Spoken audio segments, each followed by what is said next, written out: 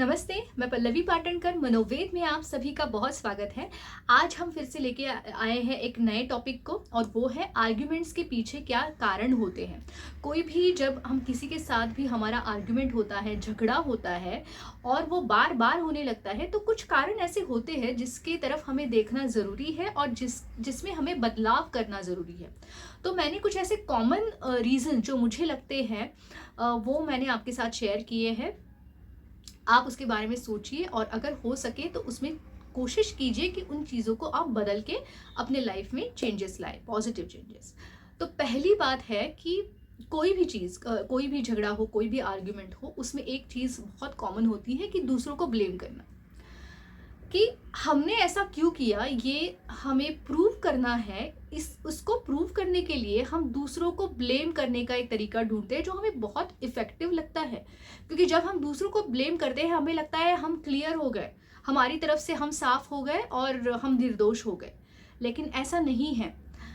कहीं ना कहीं हमारी तरफ से कुछ गलतियां होती हैं, हमारी तरफ से भी हमारे बिहेवियर में कुछ नेगेटिव बातें आती हैं जिससे सामने वाले के ऊपर उसका असर होता है।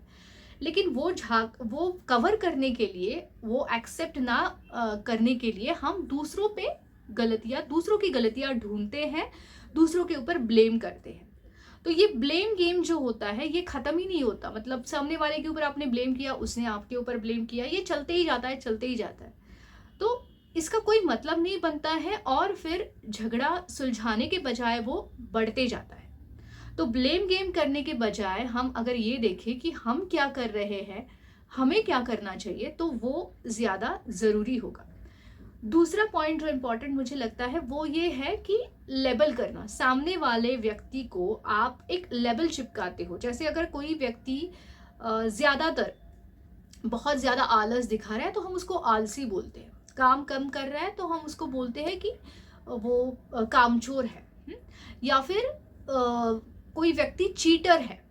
इस तरीके से उसको लेबल दिया जाता है कि मोस्ट ऑफ द टाइम हमने देखा है कि उस तरीके का बिहेवियर उसने किया है, तो हमने उसको उसी फ्रेम में बिठाया। तो अब ऐसा जब होता है ना, तो जब सामने वाला व्यक्ति कुछ भी करे, आप उसी नज़र से उसको देखते हो और परखते हो, जिसकी वजह से आपके झगड़े बढ़ने लगते हैं।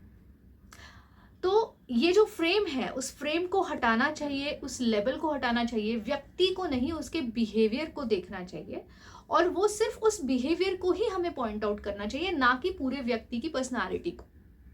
क्योंकि वो व्यक्ति मतलब उसका पूरा बिहेवियर नहीं है, वो अलग अलग बिहेवियर होते हैं व्यक्ति में। तो वो जो आपको अच्छा नहीं लगता वो एक एक फैक्टर है उसके पर्सनालिटी का, वो पूरी पर्सनालिटी नहीं है। हुँ? तो वो लेबलिंग हमें पूरा बंद करना है, और जो हमारे लिए जो तकलीफ देने वाला बिहेवियर है, उसी बिहेवियर के ऊपर हमें बोलना ज़रूरी है। अब तीसरी बात ये है कि ज़्यादातर लोग रिएक्शंस देते हैं बजाय रिस्पॉन्स देने के। मतलब रिस्पॉन्स क्या है, रिएक्शन क्या है? रिएक्शन मतलब बिना सोचे समझे कुछ भी किसी भी तरीके से बोल देना, मन में आया और बोल दिया, उल्टा सीधा कुछ भी सोचा नहीं आगे क्या होगा, कैसे होगा। रिस्पॉन्स मतलब सोच समझ के बोलना कि आज अभी जो मुझे बोलना है, मुझे क्या, मेरा कंटेंट क्या है, मैं क्या कहना चाहता हूँ, मेरी फीलिंग्स क्या है, या मुझे सामने वाले को क्या मैसेज देना है। तो वो सोच समझ के जो बोला जाता है, जिसके परिणामों का विचार करके, उसे हम रिस्पॉन्स कहते हैं। रिस्पॉन्स में हमेशा हम अपने बारे में बताते हैं कि मुझे गुस्सा आया है, मुझे चिड़चिड़ हो रही है, मुझे तकलीफ हो रही है, तुम्हारी वजह से कुछ हो रहा है, या तुमने ऐसे किया, तुमने ऐसे क्यों किया, ये बोलने के बजाय ऐसे ऐसे बिहेवियर के कारण या ऐसे ऐसे सिचुएशन के कारण मुझे ऐसे लग रहा है, मुझे, मेरी फीलिंग, जिसे इंग्लिश में आई स्टेटमेंट्स बोला जाता है। तो अगर आई स्टेटमेंट्स हम ज़्यादा यूज़ करेंगे तो हम अपनी ज़रूरतों को बोल पाएंगे, ना कि सामने वाले को ब्लेम करना। मतलब उसके बजाय हम अगर खुद के बारे में, अपनी तकलीफ के बारे में बोलते हैं, तो उसमें पर्सनल अटैक नहीं होता है सामने वाले व्यक्ति के ऊपर।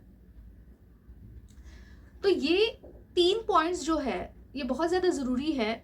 इसे अगर हम सोच समझ के अपने डे टू डे लाइफ में अगर इम्प्लीमेंट करेंगे ना, तो काफ़ी झगड़े या तो हम कम कर सकते हैं या पूरा बंद भी कर सकते हैं। हम क्या बोलते हैं, किस तरीके से बोलते हैं, ये दोनों चीज़ें मैटर करती है।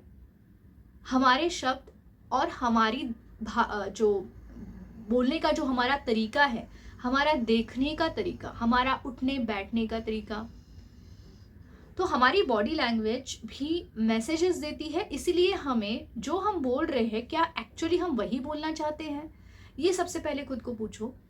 और जिस तरीके से आप बोल रहे हो उस तरीके को देखो। तो शब्द और बॉडी लैंग्वेज, इन दोनों का अगर अच्छा मेल हो तो कोई भी रिश्ता हो, उस रिश्ते में आप बहुत अच्छा उस रिश्ते को ताकतवर बना सकते हैं और खुश रह सकते हैं। अगर वीडियो पसंद आया है तो ज़रूर लाइक कीजिए, ज़्यादा से ज़्यादा लोगों को शेयर कीजिए ताकि उनको उसका फ़ायदा मिलेगा। धन्यवाद।